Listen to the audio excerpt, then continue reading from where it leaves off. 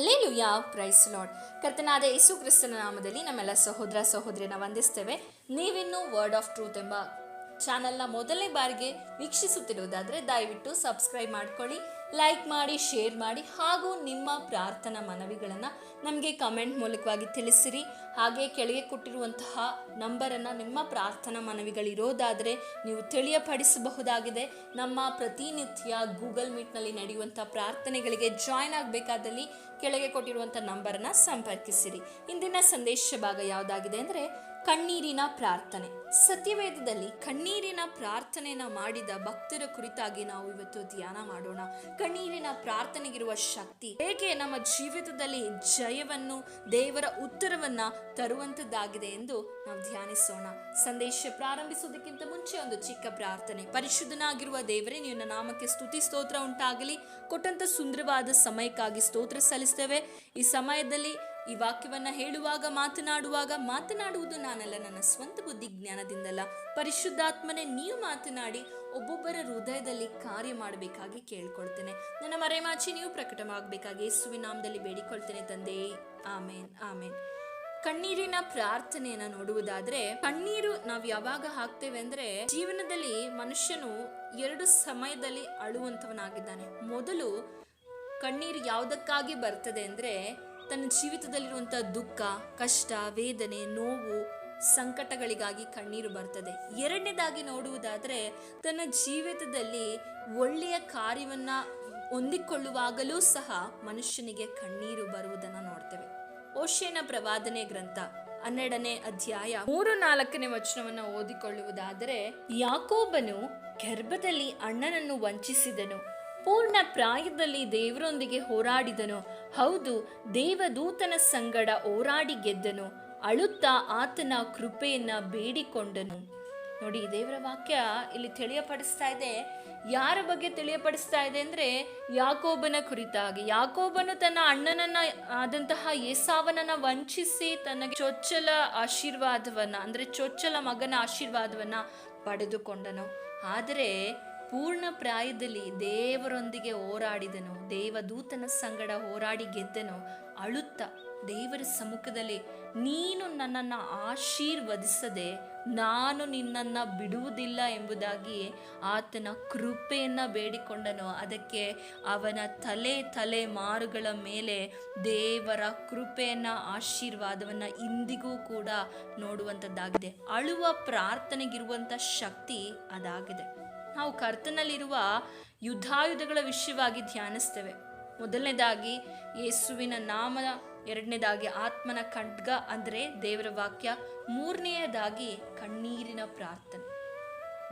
ಯುದ್ಧಾಯುಧಗಳ ವಿಷಯವನ್ನ ನೋಡುವುದಾದರೆ, ಮೊದಲು ಯೇಸುವಿನ ನಾಮದಲ್ಲಿ ನಮಗೆ ಜಯ ಸಿಗ್ತದೆ, ಎರಡನೇದಾಗಿ ದೇವರ ವಾಕ್ಯವೆಂಬ ಖಡ್ಗದಿಂದ, ಮೂರನೇದಾಗಿ ಕಣ್ಣೀರಿನ ಪ್ರಾರ್ಥನೆ.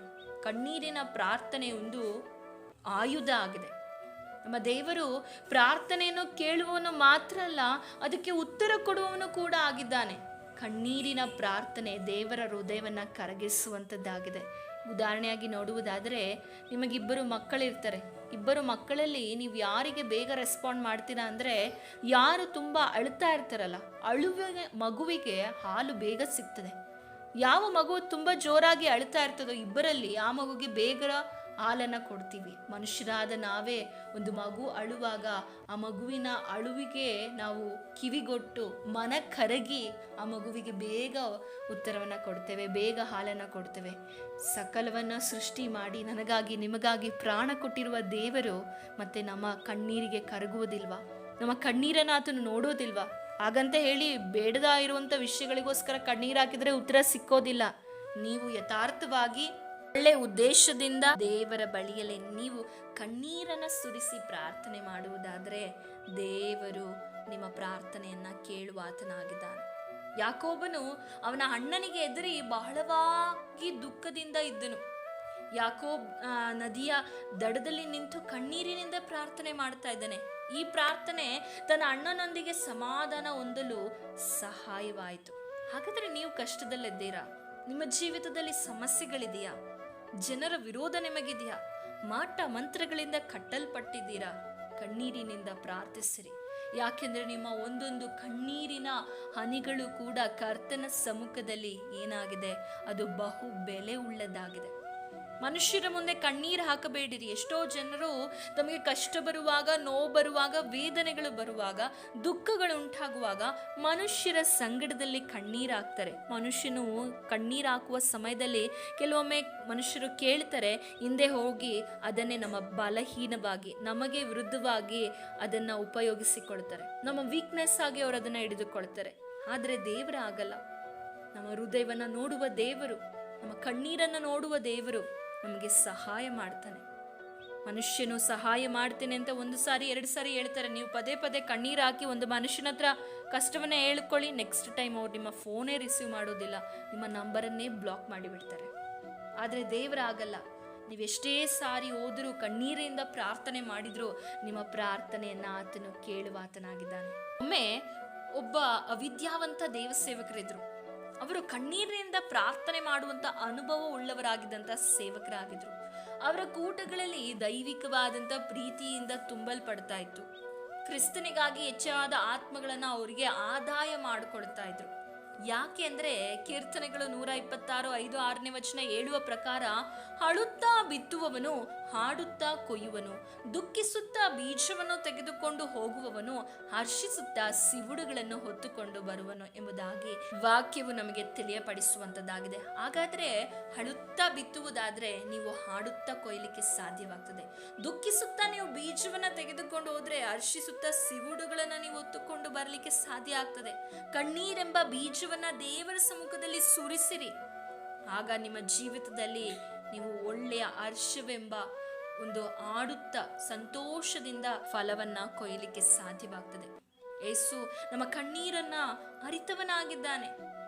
ಯಾಕೆಂದ್ರೆ ನಮ್ಮ ಕಣ್ಣೀರನ್ನ ಎಂದಿಗೂ ತಿರಸ್ಕರಿಸುವವನು ದೇವರಲ್ಲ, ನಮ್ಮ ಕಣ್ಣೀರನ್ನ ನೋಡಿ ಉತ್ತರಿಸುವ ದೇವರಾಗಿದ್ದಾನೆ. ಕಣ್ಣೀರು ಬರುವಾಗ ನಮ್ಮ ಹೃದಯದಲ್ಲಿ ಪಶ್ಚಾತ್ತಾಪ ಇರ್ತದೆ, ನಮ್ಮ ಹೃದಯ ಕುಗ್ಗಿ ಹೋಗಿರ್ತದೆ.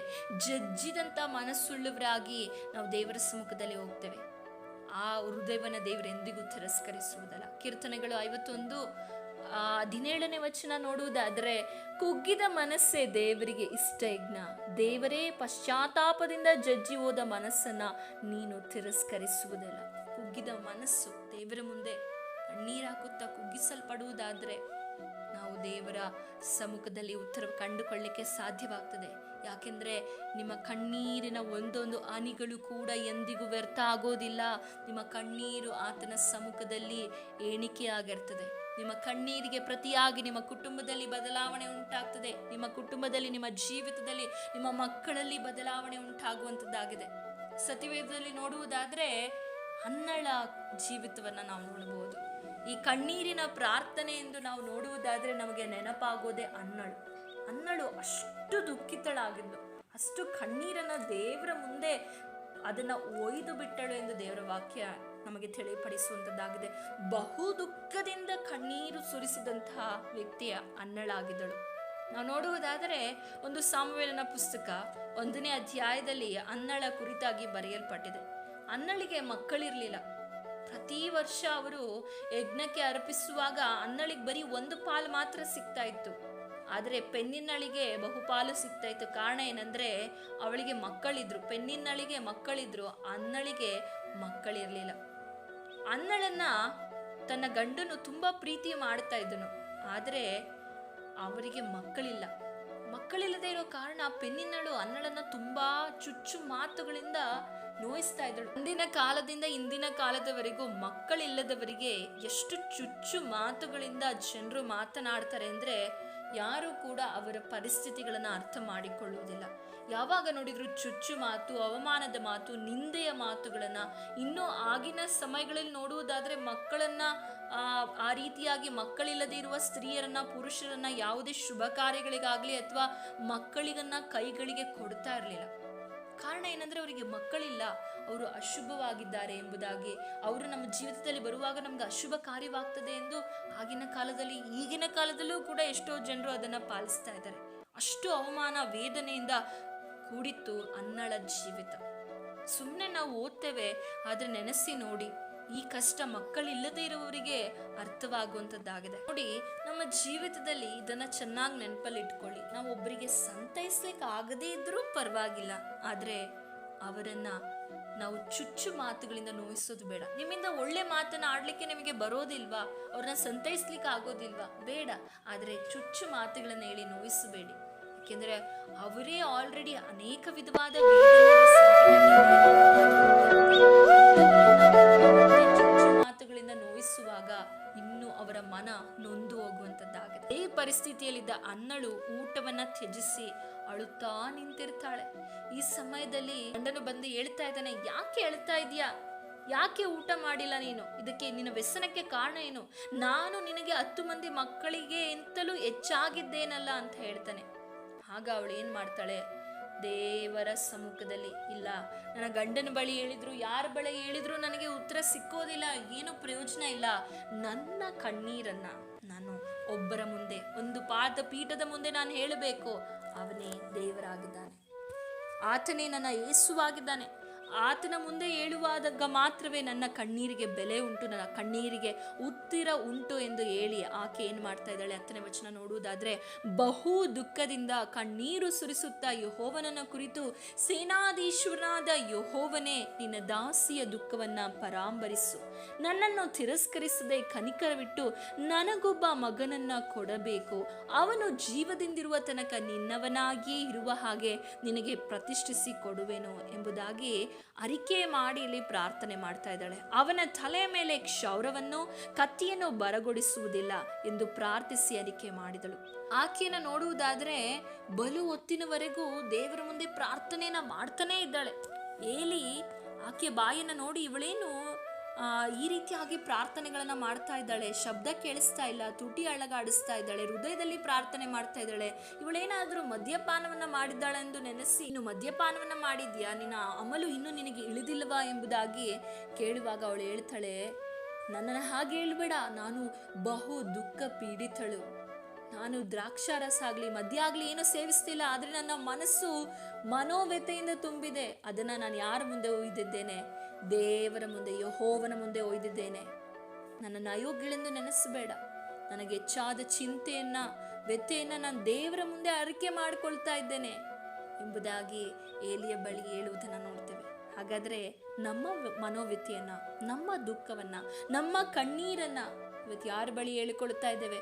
ಸಹೋದರ ಸಹೋದರಿಯರೇ, ನೀವು ಕೂಡ ಅನ್ನಳ ಪರಿಸ್ಥಿತಿಯಲ್ಲಿ ಹಾದು ಹೋಗ್ತಾ ಇರ್ಬೋದು, ಮಕ್ಕಳಿಲ್ಲದೆ ಇರುವ ಪರಿಸ್ಥಿತಿಯಲ್ಲಿ ನೀವು ಹಾದು ಹೋಗ್ತಾ ಇರ್ಬೋದು, ಮದುವೆ ಆಗದೇ ಇರುವ ಪರಿಸ್ಥಿತಿಯಲ್ಲಿ ಹಾದು ಹೋಗ್ತಾ ಇರಬಹುದು, ಎಷ್ಟೇ ಪ್ರಯತ್ನಿಸಿದ್ರು ಕೆಲಸ ಸಿಗದೇ ಇರುವಂತ ಪರಿಸ್ಥಿತಿಯಲ್ಲಿ ಹಾದು ಹೋಗ್ತಾ ಇರ್ಬೋದು, ಎಷ್ಟೇ ಪ್ರಯತ್ನಿಸಿದ್ರು ಪಾಪದಿಂದ ಬಿಡುಗಡೆ ಆಗ್ತಾ ಇಲ್ಲ ಅನ್ನೋ ಪರಿಸ್ಥಿತಿಯಲ್ಲಿ ಹಾದು ಹೋಗ್ತಾ ಇರ್ಬೋದು, ಎಷ್ಟೇ ಪ್ರಯತ್ನಿಸಿದ್ರು ಆತ್ಮಿಕವಾಗಿ ನಾನು ಬೆಳವಣಿಗೆ ಕಾಣ್ತಾ ಇಲ್ಲ ಎಂಬುದಾಗಿ ಕಣ್ಣೀರಲ್ಲಿ ನೀವು ಹಾದು ಹೋಗ್ತಾ ಇರ್ಬೋದು. ಆದ್ರೆ ನಿಮ್ಮ ಕಣ್ಣೀರನ್ನ ದೇವರ ಮುಂದೆ ಒಯ್ಯಿರಿ. ಅನ್ನಳು ತನ್ನ ಕಣ್ಣೀರನ್ನ ದೇವರ ಮುಂದೆ ಹಾಕ್ತಾ ಇದ್ದಾಳೆ. ಬಹು ವೇದನೆ, ಬಹು ದುಃಖ, ಹೇಳ್ಕೊಳ್ಳಿಕ್ಕೆ ಸಾಧ್ಯ ಇಲ್ಲ. ಅವಮಾನ, ಚುಚ್ಚು ಮಾತುಗಳು, ನಿಂದನೆಯ ಮಾತುಗಳನ್ನ ಕಣ್ಣೀರು ಸುರಿಸುತ್ತಾ ದೇವರ ಮುಂದೆ ಹೇಳ್ತಾ ಇದ್ದಾಳೆ. ನೋಡಿ, ನಾವು ದೇವರ ಮುಂದೆ ಕಣ್ಣೀರುಗಳನ್ನ ಸುರಿಸುವಾಗ ನಮ್ಮನ್ನ ಆತನ ಆಡಿಕೊಳ್ಳೋದಿಲ್ಲ. ನಮಗೊಂದು ಸೆಕ್ಯೂರ್ಡ್ ಆಗಿರುವ ಫೀಲಿಂಗ್, ಅಂದ್ರೆ ನಮ್ಮ ಭಾವನೆಗಳನ್ನ ದೇವರ ಮುಂದೆ ಹೇಳಿಕೊಳ್ಳುವಾಗ, ನಮ್ಮ ಕಷ್ಟವನ್ನ ಸಂಕಟವನ್ನ ದೇವರ ಮುಂದೆ ಹೇಳಿಕೊಳ್ಳುವಾಗ ನಮ್ಮಲ್ಲೊಂದು ಸಮಾಧಾನ ಬರ್ತದೆ. ಅದೇ ಮನುಷ್ಯರ ಹತ್ರ ಹೇಳಿ ಬರುವಾಗ ನಮ್ಗೇನು ಉಂಟಾಗ್ತದೆ? ಅಯ್ಯೋ, ನನ್ನ ಬಗ್ಗೆ ಮತ್ತೆ ಇನ್ಯಾರ ಬಳಿಯಲ್ಲಿ ಹೇಳಿ ನನ್ನ ಕುರಿತಾಗಿ ಆಡಿಕೊಳ್ತಾರೋ, ನಾನು ಭಾವನೆಗೊಳಗಾಗಿ ನಾನು ಹೇಳಿಬಿಟ್ಟೆ, ಆದ್ರೆ ಈಗ ನಾನು ಹೇಳಿದ ವಿಷಯವನ್ನ ಎಲ್ಲಿ ಬೇರೊಬ್ಬರ ಬಳಿಯಲ್ಲಿ ಹೇಳಿ ನನಗೆ ದುಃಖವನ್ನ ಇನ್ನೂ ಹೆಚ್ಚು ಮಾಡ್ತಾರೋ ಎಂಬ ಕಳವಳ ನಮ್ಮ ಮನಸ್ಸಲ್ಲಿರ್ತದೆ. ಆದ್ರೆ ದೇವರ ಮುಂದೆ ಹೇಳುವಾಗ ಅನ್ನಳು ದೇವರ ಮುಂದೆ ಹೇಳಿಕೊಂಡಳು, ದೇವರ ದಯೆಯನ್ನು ಹೊಂದಿಕೊಂಡಳು, ದೇವರ ಕರುಣೆಯನ್ನು ಹೊಂದಿಕೊಂಡು ಆಕೆಗೆ ಒಬ್ಬ ದೊಡ್ಡ ಪ್ರವಾದಿ ಅವಳ ಹೊಟ್ಟೆಯಲ್ಲಿ ಜನಿಸುವುದನ್ನು ನಾವು ನೋಡ್ತೇವೆ.